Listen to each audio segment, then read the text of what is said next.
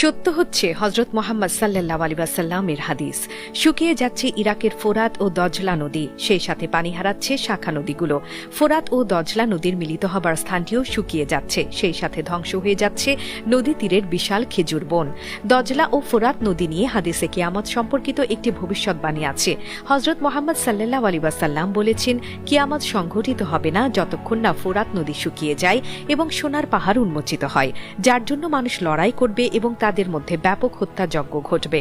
সম্প্রতি রয়টার্সের দেয়া তথ্য অনুসারে দজলা ও ফোরাত নদী বর্তমানে শুকিয়ে যাচ্ছে, যার মূল কারণ হিসেবে জলবায়ু পরিবর্তন এবং মানুষের কর্মকাণ্ড, যেমন বাঁধ নির্মাণকে দায়ী করা হচ্ছে। নদীর পানি কমার সাথে সাথে কমে যাচ্ছে খেজুর গাছ ও মৌমাছি। টাইগ্রিস ও ইউফ্রেটিস নদী মিলিত হয়ে সৃষ্ট নদী সাত আল আরবের দীর্ঘাসা সবুজ খেজুরের বন একসময় ছিল মৌমাছিদের আদর্শ বাসস্থান, কিন্তু সাম্প্রতিক খরা এবং পানি সংকটের কারণে এই জীবনচক্র আজ মারাত্মকভাবে ব্যাহত। ইরাকের ঐতিহাসিক বন্দর শহর বসরাকে কেন্দ্র করে এক সুদীর্ঘকাল ধরে চলে আসা মধু উৎপাদনের ঐতিহ্য আজ এক ভয়াবহ পরিবেশগত সংকটের মুখে। একসময় এখানে প্রায় 16 মিলিয়ন খেজুর গাছ থাকা সত্ত্বেও এখন এই নদী তীরবর্তী অঞ্চলে মাত্র 3 মিলিয়ন গাছ অবশিষ্ট আছে। এই খেজুর গাছগুলো ছিল মৌমাছিদের প্রধান খাদ্যের উৎস। একসময় এই এলাকা থেকে বছরে প্রায় 30 টন মধু উৎপাদিত হতো, যা কমতে কমতে গত বছরে হয়েছে 12 টন। এই মৌসুমে তা আরও কমে মাত্র 6 টনে নেমে আসার আশঙ্কা করা হচ্ছে। মৌমাছিদের খাদ্যের প্রধান উৎস এই খেজুর গাছগুলো কমে যাওয়ায় তাদের টিকে থাকা কঠিন হয়ে পড়েছে। এর সঙ্গে যোগ হয়েছে অতি উচ্চ তাপমাত্রা, যেখানে গ্রীষ্মে তাপমাত্রা 50 ডিগ্রি সেলসিয়াস ছুঁয়ে যাচ্ছে, যা মৌমাছিদের জন্য জীবনঘাতী। বসরা বিশ্ববিদ্যালয়ের অধ্যাপক এবং মোহাম্মদ চাষি মাহমুদ শাকের জানান, মৌমাছিদের পরিষ্কার পানির প্রয়োজন। এই পানির অভাবই তাদেরকে মৃত্যুর মুখে ঠেলে দিচ্ছে।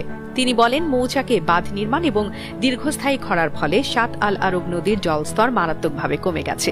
এর ফলস্বরূপ আরব উপমহাসাগর থেকে নোনা পানি নদীতে প্রবেশ করে পানির লবণাক্ততা অনেক বেড়ে গেছে। এই নোনা পানি মৌমাছিদের জীবন ধারণ এবং মধু উৎপাদনে বড় বাধা সৃষ্টি করছে। তিনি আরও জানান, লবণাক্ত পানির প্রভাবে শহরে প্রায় 2000 মৌচাক নষ্ট হয়েছে, যার ফলে অনেক মৌচাক মালিক সম্পূর্ণভাবে তাদের জীবিকা হারিয়েছেন। একসময় যে অঞ্চলে বছরে 30 টন মধু উৎপাদিত হতো, তা ক্রমাগত কমে এখন 6 টনে নামার আশঙ্কা করা হচ্ছে।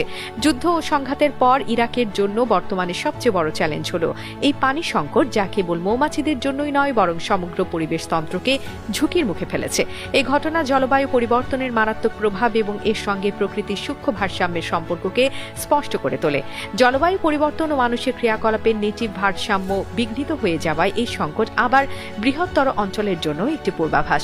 বিশ্বের বহু শুষ্ক ও অর্ধশুষ্ক অঞ্চলেই নদীর পানি সংকট, লবণাক্ততা বৃদ্ধি ও বন উজাড়ের মতো পরিবেশগত সমস্যা দেখা দিচ্ছে। সাত আল আরবের এই দৃষ্টান্ত